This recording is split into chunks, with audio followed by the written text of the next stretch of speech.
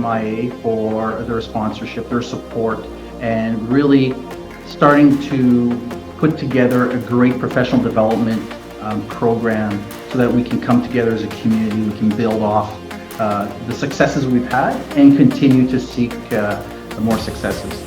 But we are building out to that because we have the men and women, as I see in this room here, that can attain that rank and lead the intelligence function moving forward. We have a firm framework in place now, and leaders at all levels are actively engaged in working to promote each and every member's careers so that they can have professional and personal objectives that they can meet based on what they want to do. But I think we've come a very, very long way as a core and a branch, and I think the sky's the limit in the future. Welcome to a CMIA Fireside Chat. Our guests are Brigadier General Dominic Goulet, Chief of Staff of Canadian Forces Intelligence Command, and Chief Warrant Officer Sean Prendergast, Chief Warrant Officer for Canadian Forces Base Kingston. Tonight we're going to be talking about succession planning and talent management in the intelligence function. We got a great crowd here. And I really want to say thanks to the officer cadets from RMC for coming down. We're really, really happy to see them. It's a fantastic opportunity for us to meet them. And we're going to kick it off, and Chief Prendergast is going to do the land acknowledgement. Absolutely. Thank you, sir. The traditional land acknowledgement. We would like to begin by acknowledging that the land on which we gather is the traditional territory of the Huron-Wendat, the Anishinaabe, and the Haudenosaunee people. We recognize their strength and wisdom, their stewardship of the land and water, the plants and animals, and affirm our commitment and responsibility in improving our relationships. Perfect. Thank you. So the next thing we're going to do is I'm just going to start with the questions right off the bat here. So, sir, you know, it is an exciting opportunity for the whole branch in that you have paved the way for new opportunities in terms of getting promoted to Brigadier General. And I think that you know, we want to hear about how succession planning has played into that for both officers and non-commissioned members. Sure. Thanks, Dave. So first and foremost, what I want to acknowledge is everybody here with us this evening, both online and in the room. To the officer cadets, welcome. And it's always great to see the future of the branch, the talent that's coming up.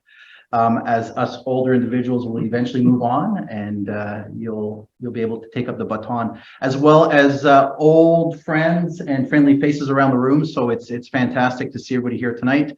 Mr. Prendergast and I go way back. We were both base brats in Lahr, Germany in the 80s.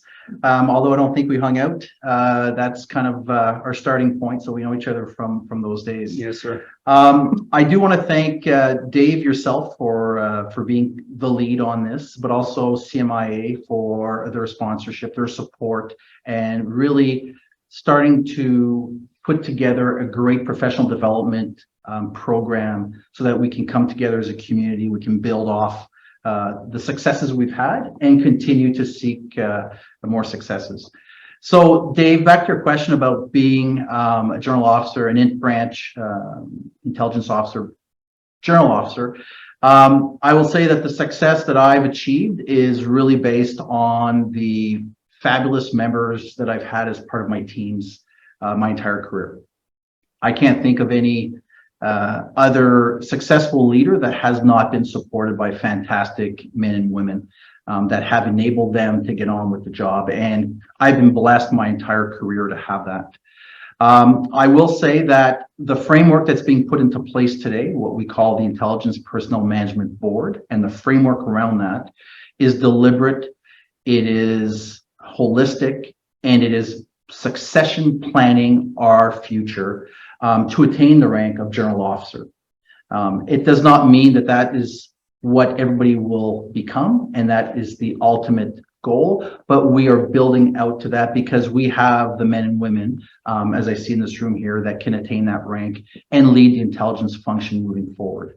So as mentioned, it's a deliberate framework that's been in place for about 2 years now, and it is separate from career management, which most of you will know, which is basically your performance evaluations, if you will, on a year-to-year basis. This is succession planning, where we will look at a member, and based on what the member wants to do, we will seek out a pathway in terms of those points, those gateways that we need to get a member through to make them competitive and get them through and get them the right profile so they can be competitive to become a journal officer.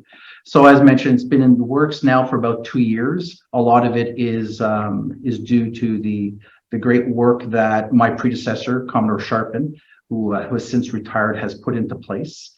And it's something that we didn't have a few years ago. I'll be the first to admit that I have been lucky in terms of the jobs I have been offered, the jobs I have accepted. It's helped me build a profile that I needed to have to be successful, but not everybody's had that chance.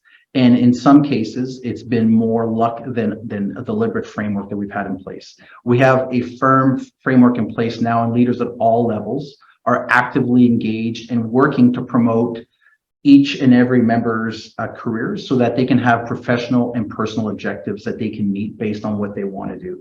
So it's a fantastic framework, in my opinion. And there's a dialogue now happening between leaders and members at the most junior ranks, where we can say, hey, what do you want to do? Where do you see yourself in 5, 10, 15, 20 years? And then we can map out with the individual kind of that pathway and kind of the milestones and gateways they need to hit. Mr. Prendergast? Sir, no, thank you very much. I think I would like to echo the General's comments in respect to being the benefit of some great leaders. I've worked with some amazing people throughout my career and for some amazing leaders throughout my career that have enabled me to achieve the rank that I currently hold, the appointment that I currently hold. And that's the work of a lot of people formalizing, as the General just said, the succession planning process. It was a lot of hard work, and just like on the GOFO or the officer side, the NCM succession planning model was slightly lagging behind in some way, shape, or form. But we've come a long way in formalizing that to make sure that the NCMs are not being left in the shadow, so to speak. And that happened in my case as a Combat Intelligence Corps member at Army when I was the Army G2 Sergeant Major with Mr. Retired Colonel Matt Boutin. And I plagiarized a portion of the playbook that was in place for officers and try to formalize that from an NCM perspective, because there's value in digging deep within our trade for some of the amazing men and women that we've got to make sure that we're setting them up for success for the future.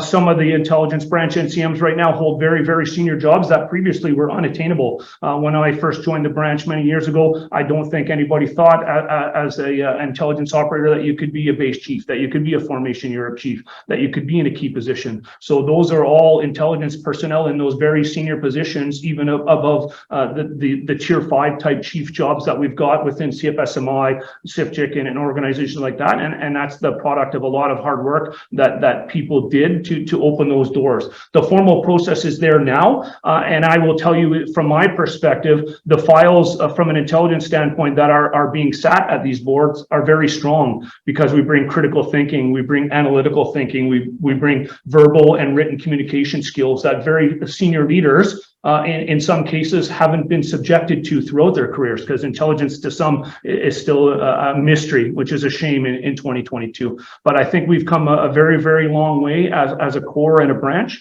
and I think the sky's the limit in the future. Sir. Thank you. So sir,